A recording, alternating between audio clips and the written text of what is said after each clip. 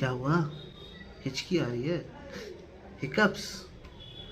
घबराओ नहीं, मैं बताता हूँ। दवाइयाँ तो नहीं बता सकता, लेकिन एक एक्सरसाइज बताता हूँ, मैनेवर बताता हूँ, जिससे आप इसको कंट्रोल कर सकते हैं। अगर कंट्रोल नहीं होता है तो फिर डॉक्टर से मिलिए। इसका एक्सरसाइज ये है कि पहले नॉर्मली आप पूरी अपनी सांस छोड़ लें धीरे से, उसके बाद मैक्सिमम सांस खींचें लास्ट तक, एंड तक। जितना खींच सकते हैं उतनी देर मैक्सिमम खींच कर रखें, और उसके बाद अपने नाक से धीरे से छोड़ें।